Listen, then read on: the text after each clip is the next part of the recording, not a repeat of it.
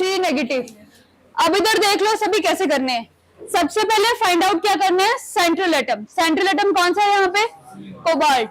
Cobalt का electronic configuration लिखना है सबसे पहले, तो इसका एटॉमिक नंबर क्या होता है 27। Electronic configuration 3d7 4s2। इसके बाद सेकंड स्टेप है, आपने कोबाल्ट का ऑक्सीडेशन स्टेट निकालना है। अब उसको निकालने के लिए क्या बताया था, जिसकी निकालनी होती है उसको क्या लेते हैं x। फ्लोरीन के ऊपर चार्ज -1, तो कितने फ्लोरीन है -6 इज इक्वल्स टू पूरे कंपाउंड के ऊपर चार्ज कितने है -3। तो x की वैल्यू क्या आ गई, x की वैल्यू 3 आ गई। मतलब यहाँ पे कोबाल्ट कौन सी स्टेट में प्रेजेंट है, थर्ड स्टेट पे, CO3 पॉजिटिव। अब 3 आया है, 3 पॉजिटिव, मतलब 3 इलेक्ट्रॉन यहाँ से क्या करोगे आप, रिमूव कर दोगे। तो कहां से जाएंगे, पहले 2 यहाँ से और 1 इलेक्ट्रॉन जाएगा इधर से। तो इलेक्ट्रॉनिक कॉन्फ़िगरेशन क्या बन गई 3d6। अब इन्हीं को आपने एनर्जी डायग्राम बनाने हैं। तो सबसे पहले कोबाल्ट, डी में कितने बॉक्सेस 5, S एंड P, ये आ गया। अब कौन सा D ऑर्बिटल है 3D 4s एंड नेक्स्ट आता है 4p। तो ये आ गया 3D, ये आ गया 4s, ये आ गया 4p। सबसे पहले D के पास कितने इलेक्ट्रॉन्स है 7। अब इसको 7 दे देने हैं। तो हंस रूल फॉलो करना है। हंस रूल क्या बोलता है, सबसे पहले हर बॉक्सेस में एक एक इलेक्ट्रॉन जाएगा और उसके बाद क्या होगी, पेयरिंग होगी। तो पहले इलेक्ट्रॉन दे दो 1 1,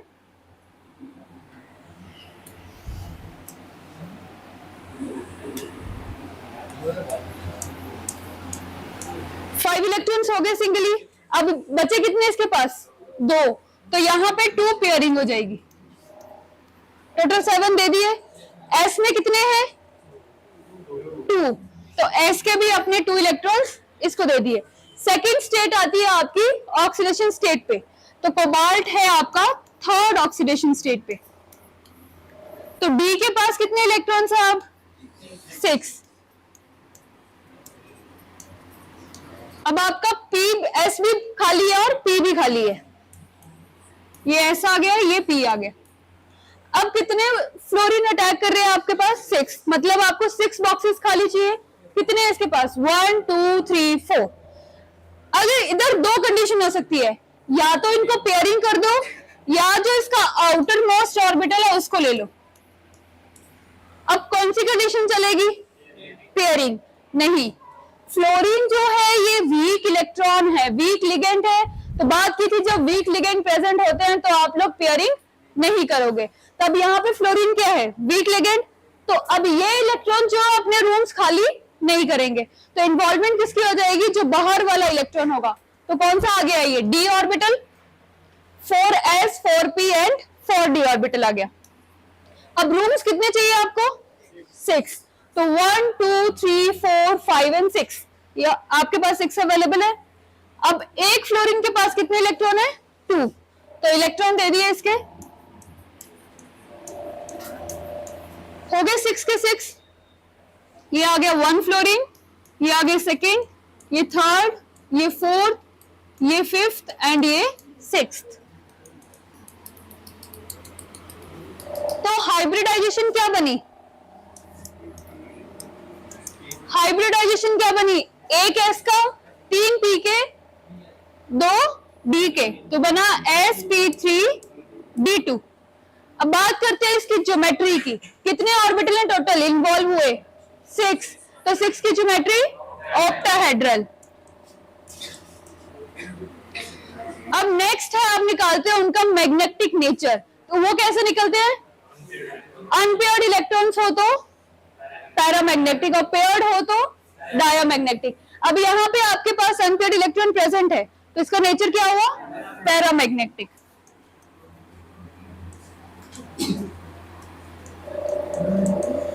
तो बस ये इंफॉर्मेशन आप लोगों को मिलती है वैलेंस बॉन्ड थ्योरी से, जो कि वर्नर थ्योरी एक्सप्लेन नहीं कर पाया था। सबसे पहले वर्नर का लिमिटेशन क्या था कि उसकी डायरेक्शनल प्रॉपर्टी क्यों शो करता है, बता पाया था, नहीं बता पाया।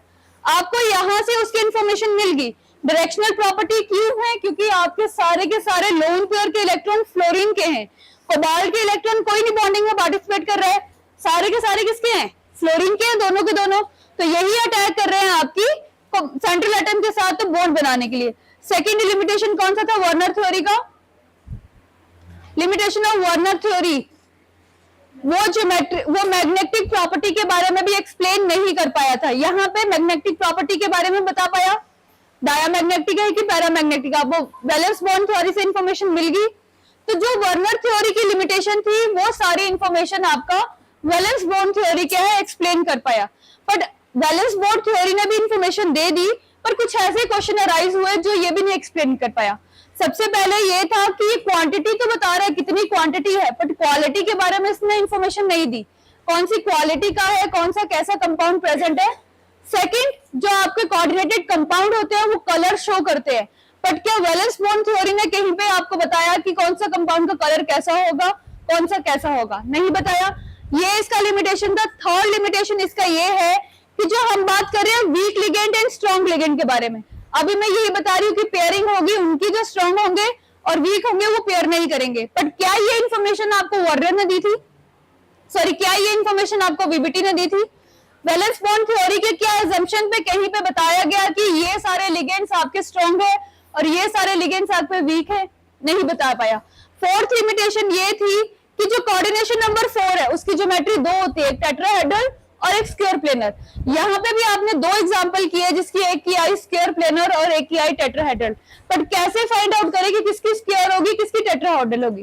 कोऑर्डिनेशन 4 है तो आप उसकी टेट्राहेड्रल भी लिख सकते हो, आप स्क्वायर लिखते हो, बट उन दोनों को डिस्टिंग्विश कर पाया क्या कौन सी की किसकी होगी और कौन सा वाले कोऑर्डिनेशन 4 की टेट्राहेड्रल होगी? क्या ये इंफॉर्मेशन दी? वीबीटी ने नहीं दी। तो ये सारी लिमिटेशन जो थी इनको एक्सप्लेन करने के लिए आया next theory, that is crystal field theory. तो क्रिस्टल फील्ड थ्योरी ने आपको कलर की इंफॉर्मेशन भी दी, अगर कोऑर्डिनेशन नंबर 4 होगा तो कौन सी ज्योमेट्री टेट्राहेड्रल होगी, किसकी? आपकी स्क्वायर प्लेनर होगी। ये इंफॉर्मेशन भी आपकी क्रिस्टल फील्ड थ्योरी से मिली। तो लिखिए limitation of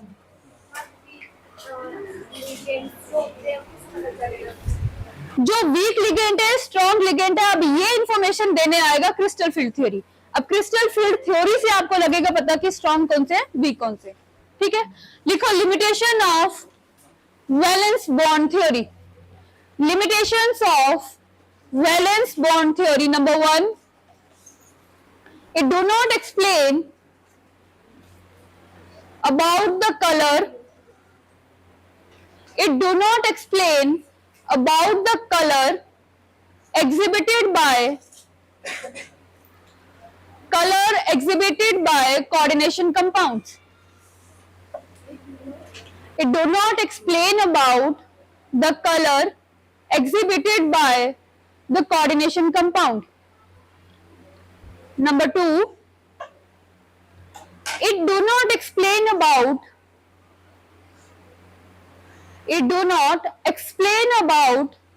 thermodynamics and kinetic stability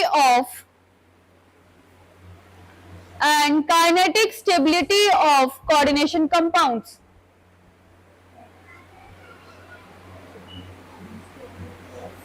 Coordination compounds. Number 3, it do not distinguish about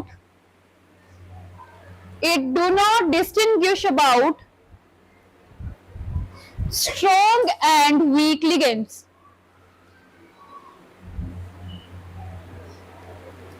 Next, it do not explain about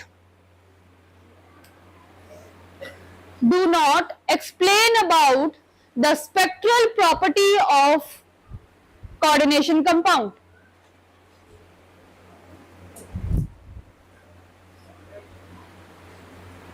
Next point, spectral property of coordination compound. Next, it do not explain about the quantitative,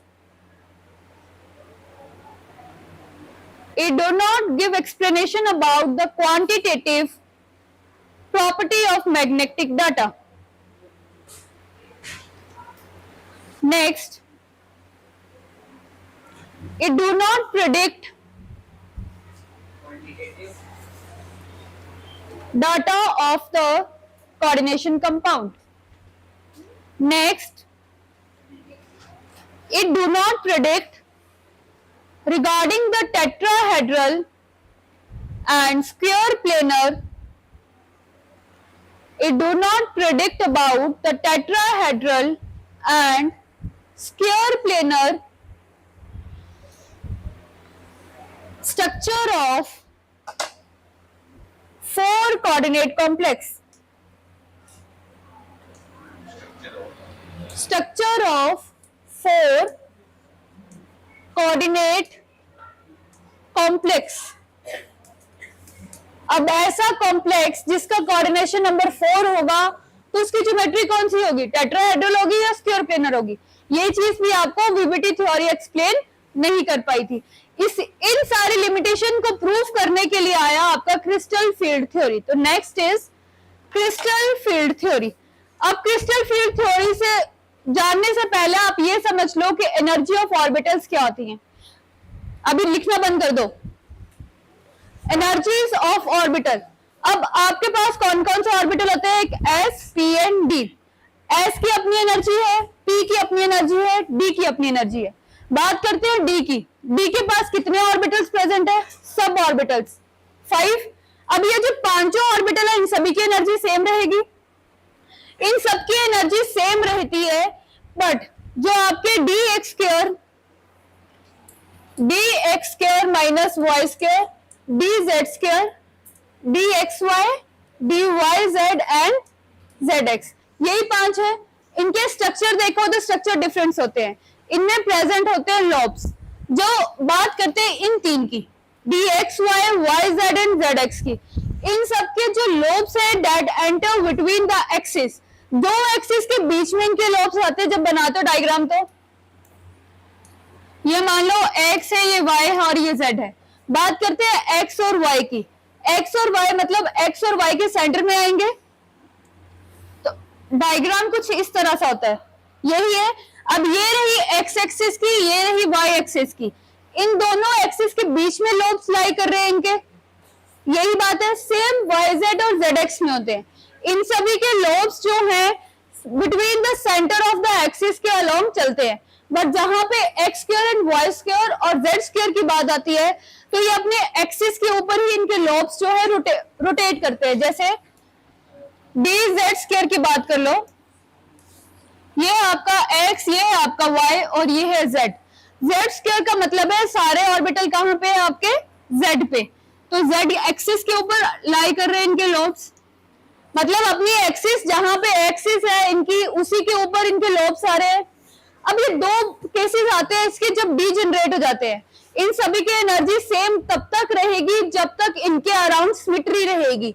मान लीजिए ये वंशिका और कशिश मेरे को यहां से भी पुल कर रही है, यहां से भी पुल कर रही है. दोनों तरफ से इक्वल फोर्स आ रहा है तो मेरा दोनों तरफ से एक्सिस क्या सिमेट्री क्या रहेगी, एरिया सिमेट्रिकल रहेगा. मेरी पोजीशन यहां से और यहां से इक्वल रहेगी.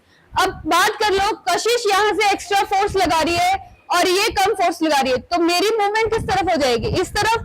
तो मतलब मेरी मूवमेंट जब एक पोजीशन से दूसरी पोजीशन में जा रही है, मेरे अराउंड जो फील्ड है दैट इज एसिमेट्रिकल. वो सिमेट्री नहीं रही है, ना इस तरफ इक्वल है ना इस तरफ इक्वल है.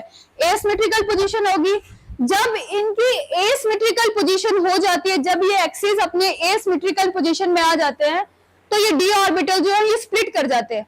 आप लोगों ने पढ़ी थी डी ट्रांजिशन, जहां पे स्प्लिटिंग हो जाती है डी ऑर्बिटल्स की 2 लेवल पे. 3 नीचे रह जाते हैं, 2 ऊपर रह जाते हैं. तो वो स्प्लिटिंग क्यों होती है, जब तक इनके पास सिमेट्री अरेंज पूरा फील्ड सिमेट्रिकल है तो ये जहां पे है वहीं पे रहेंगे. इनकी एनर्जी क्या रहेगी, सेम रहेगी. पर जैसे ही एसिमेट्रिकल एरिया आ गया इनके अराउंड तो इनकी एनर्जी डिफरेंट हो जाती है और ये स्प्लिट कर जाते हैं इनटू द 2 स्टेट. तो लास्ट के 3 है d x y, y z and z x, ये नीचे रह जाते हैं और x square minus y square और जेड स्क्वायर क्या है, ये ऊपर चला जाता है. इसी के थ्रू स्प्लिटिंग होती है ताकि आपकी सिमेट्री. अब बात करते हैं कोऑर्डिनेशन कंपाउंड में, एक सेंट्रल एटम है, एक लिगेंड है. अब जब लिगेंड अटैक करेगा सेंट्रल एटम के साथ तो सेंट्रल एटम की अपनी एक्स से अपना सिमेट्रिकल एरिया कन्वर्ट हो जाएगा एसिमेट्री में. अब सारे के सारे लिगेंड उसके ऊपर फोर्स कर रहे हैं, तो एरिया उसका क्या कर रहे हैं, एसिमेट्रिकल एरिया कर रहे हैं। जब एसिमेट्रिकल हो जाएगी तो इनकी डी ट्रांजिशन हो जाती है, मतलब स्प्लिटिंग ऑफ द ऑर्बिटल्स हो जाएंगे, 3 नीचे रह जाएंगे, 2 ऊपर रह जाएंगे। अब ये चीजें भी हम क्रिस्टल फील्ड थ्योरी 2 केसेस में देखते हैं, एक आती है ऑक्टाहेड्रल में, एक आती है टेट्राहेड्रल में। ऑक्टाहेड्रल में स्प्लिटिंग जो होती है, ये 3 नीचे रह जाते हैं, ये 2 ऊपर चले जाते हैं। और जब टेट्राहेड्रल की बात करते हैं तो इनकी पोजीशन चेंज हो जाती है, x y y z z x ऊपर चले जाएंगे और x square minus y square और जेड स्क्वायर जो है वो नीचे आ जाएंगे। ये पूरी डिटेल हम स्टडी करेंगे क्रिस्टल फील्ड थ्योरी के अंदर। तो लिखिए what is crystal field theory. Crystal field theory लिखिए, it was given bye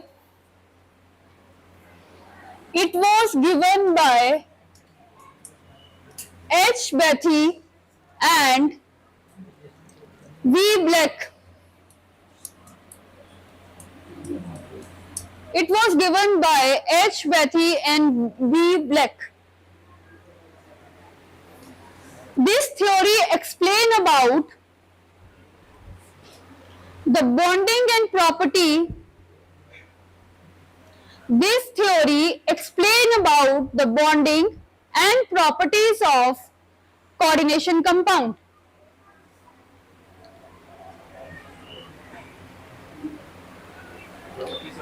Properties of coordination compound. According to this theory, the metal ligand, according to this theory, the metal ligand born to be ionic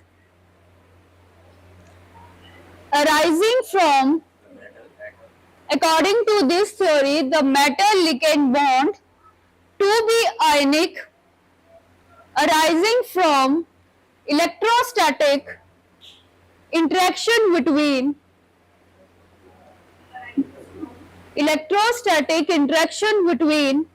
metal and the ligands.